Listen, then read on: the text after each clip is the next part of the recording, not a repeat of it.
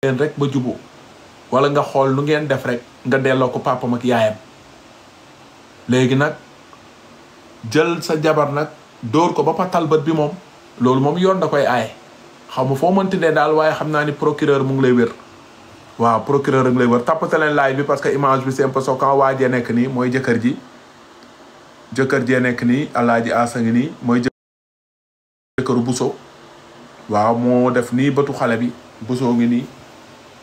lex yëpp dem moom it macha allah mu ngi rafet waaye fu mu ne nii taar ba dem na Bousso ngi noonu patal nanu bët ba nii la ko àllaajeeb di def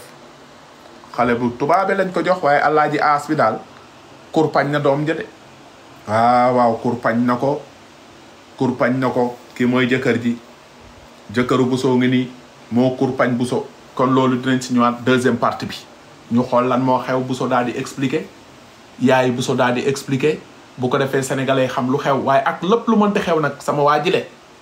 góor waroo yëkkati loxo nag dóor sa jabar moom sëy boo ko mënee dóor ay or ay teranga bismillah boo ko mënatul dóor or ak i teranga fasel bàyyil mu dem nga dox sa dox mu dox sa dox waaw mais dóor moom procureur da koy bañ waaw xale bu rafetee nii nga dóor ko pes ko te dégg naa nag nee nañ c'est pas la première fois waaw y a d'autres personnes yu ne dañuy témoin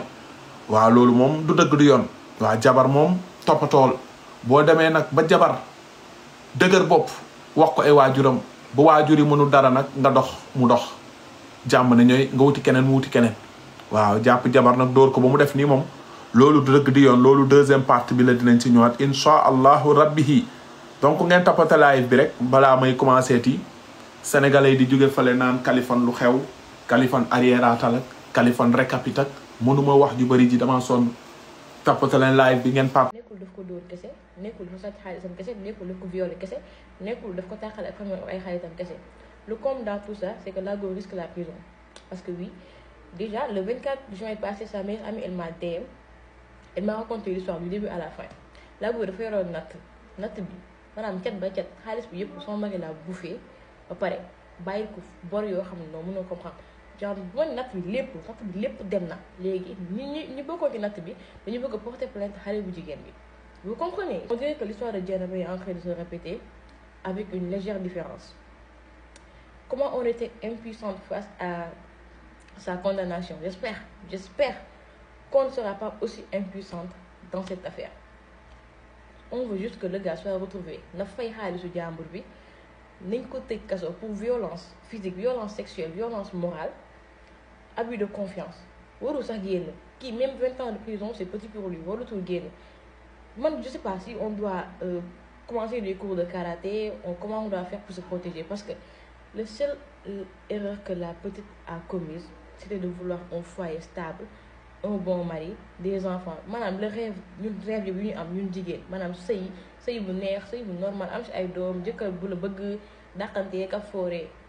loolu kese la bëggoon et apparemment c'est trop demandé le gars il en a profité liggéey ko yàq xaar àddunaam jël li gën a cher si moom ba pare daw ne maintenant Inch'Allah tu seras retrouvé et on te mettra en prison. leen rek ba jubu wala nga xool nu ngeen def rek nga delloo ko papam ak yaayam léegi nag jël sa jabar nag dóor ko ba patal bët bi moom loolu moom yoon da koy aaye xaw ma foo mënti ne daal waaye xam naa ni procureur mu ngi lay wér waaw procureur mu ngi lay wér tappate leen live bi parce que image bi c'est un peu choquant waajee nekk nii mooy jëkkër jee nekk nii alaaji asa ngi nii mooy jëkkëru Bousso waaw moo def nii bëtu xale bi Bousso ngi nii lex yëpp dem moom it macha allah mu ngi rafet waaye fu mu ne nii taar ba dem na Bousso ngi noonu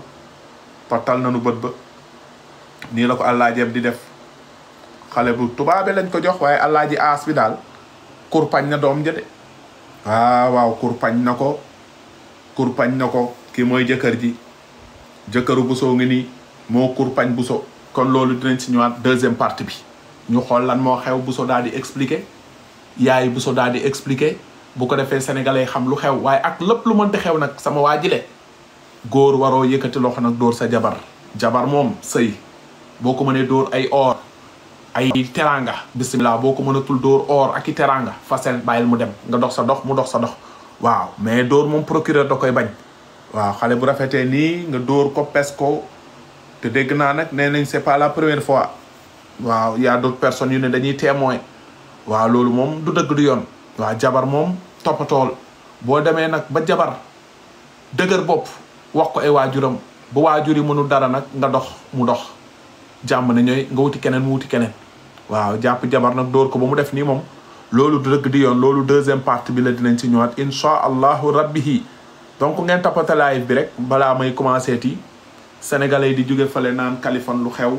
Kaliphone arrière-atal ak Kaliphone récapit ak mënuma wax ju bëri ji dama sonn tappate leen live bi ngeen